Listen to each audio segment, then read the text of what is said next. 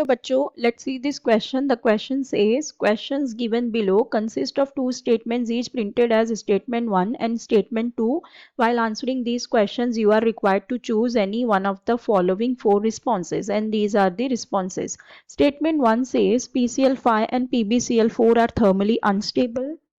Statement 2 says they produce same gas on thermal decomposition. So यहाँ पे हमें दो स्टेटमेंट्स दी गई है और हमें इन स्टेटमेंट्स को फिर इसके अकॉर्डिंग बताना है इनमें से कौन सा रिस्पॉन्स कौन सा ऑप्शन करेक्ट होगा। ठीक है, तो सबसे पहले हम स्टेटमेंट 1 की बात करते हैं। स्टेटमेंट 1 में दिया गया है कि जो PCl5 और PbCl4 है ये थर्मली अनस्टेबल होते हैं। ठीक है, सो ये स्टेटमेंट बिल्कुल ही, अगर हम बात करें PCl5 की, सो ये PCl5 जो होता है ये अनस्टेबल कंपाउंड होता है। और ये अनस्टेबल क्यों होता है?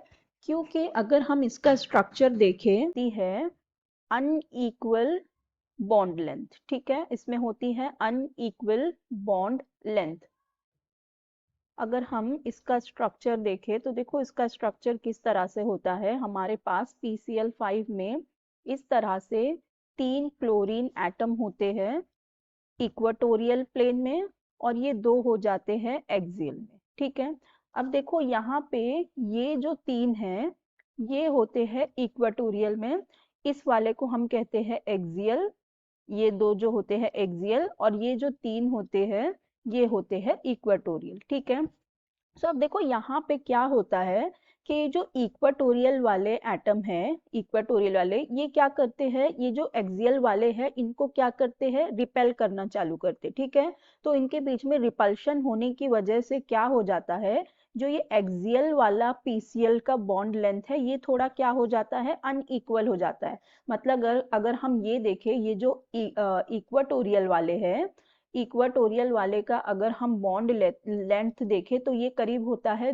202 pm के करीब होता है। ठीक है, और ये जो एक्सियल वाला है इनका रिपल्शन की वजह से क्या हो जाता है, ये थोड़ा अनइक्वल हो जाता है, थोड़ा ज्यादा हो जाता है, और ये हो जाता है 214 pm के करीब। ठीक है, तो यहाँ पे मतलब हो क्या रही है, अनइक्वल बॉन्ड लेंथ हो रही है।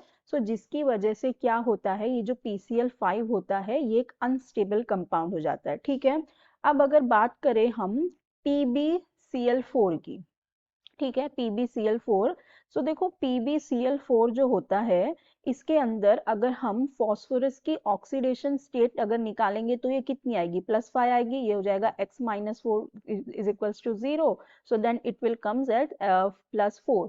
तो यहाँ पे फॉस्फोरस की ऑक्सीडेशन स्टेट है +4। ठीक है, अब देखो जो फॉस्फोरस है ये हमारा कहाँ होता है, ग्रुप 14 एलिमेंट होता है। ठीक है, ग्रुप 14 का एलिमेंट है। सो देखो यहाँ पे हमारे पास ये कार्बन फैमिली है तो यहाँ नीचे आएगा हमारे पास फॉस्फोरस।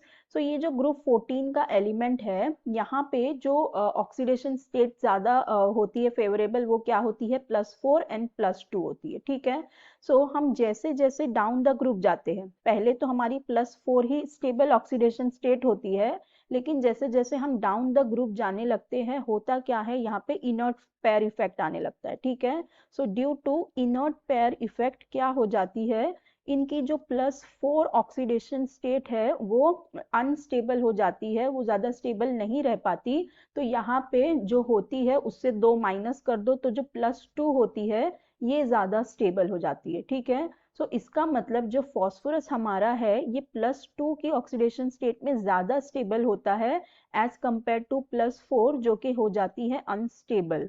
ठीक है, ये हो जाती है अनस्टेबल ऑक्सीडेशन स्टेट, क्योंकि यहाँ डाउन द ग्रुप जाने पे इनर्ट पेयर इफेक्ट होने लगता है due to poor shielding of d orbital. तो यहाँ पे हो जाता है पुअर इनर्ट पेयर इफेक्ट आ जाता है, तो जिसकी वजह से +4 ऑक्सीडेशन स्टेट अनस्टेबल होती है। इसलिए PbCl4 भी जो हमारा होता है ये एक अनस्टेबल कंपाउंड होता है।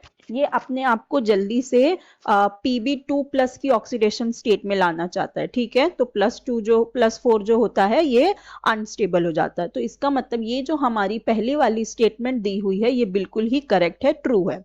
अब बात करते हैं सेकंड स्टेटमेंट की। तो सेकंड स्टेटमेंट में कहा है they produce same gas on thermal decomposition, ठीक है। तो देख लेते हैं इनके थर्मल डीकम्पोजिशन की रिएक्शन। तो PCl5 को जब हम थर्मली डीकम्पोज करेंगे तो ये डीकम्पोज हो जाती है इनटू PCl3 और हमें यहाँ पे ये देती है क्लोरीन गैस, ठीक है। और अगर हम बात करें PbCl4 की, सो PbCl4 को जब हम थर्मली डीकम्पोज करते हैं तो ये फॉर्म करता है, अब यहाँ पे ये Cl Pb+4 की ऑक्सीडेशन स्टेट में है, तो ये जल्दी से क्या करेगा, अपने आप को 2 की ऑक्सीडेशन स्टेट में ले आएगा और क्या करता है, Cl2 गैस बना देता है, ठीक है। तो यहाँ पे देखो ये +4 था, अब यहाँ पे ये +2 हो जाएगा तो ये स्टेबल हो जाएगा, ठीक है। तो यहाँ पे ये स्टेबल हो जाता है। और देखो दोनों ही केस में अगर हम देखें तो हमें कौन सी गैस मिल रही है, क्लोरीन मिल रही है, मतलब दोनों ही कैसी है, सेम गैस है। तो स्टेटमेंट 2 में हमसे यही पूछा था that they produce same gas on thermal decomposition, so yes absolutely right. So that means this statement is also a true statement. तो इसका मतलब हमारी दोनों ही स्टेटमेंट करेक्ट हो गई। लेकिन अगर हम देखें तो ये जो स्टेटमेंट 2 है हमारी, ये स्टेटमेंट 1 को एक्सप्लेन नहीं कर रही है, क्योंकि स्टेटमेंट 1 में जो लिखा है दैट PCl5 और PbCl4 ये अनस्टेबल है, तो उनका रीजन क्या है, PCl5 का रीजन है कि इसके स्ट्रक्चर में अगर हम देखें तो अनइक्वल बॉन्ड लेंथ है, और PbCl4 क्योंकि यहाँ पे इनर्ट पेयर इफेक्ट हो रहा है तो जिसकी वजह से +4 की ऑक्सीडेशन स्टेट स्टेबल नहीं रह जाती, ठीक है। तो उसका करेक्ट एक्सप्लेनेशन ये है, ये नहीं कि ये दोनों सेम गैस प्रोड्यूस करते थर्मल डीकम्पोजिशन से।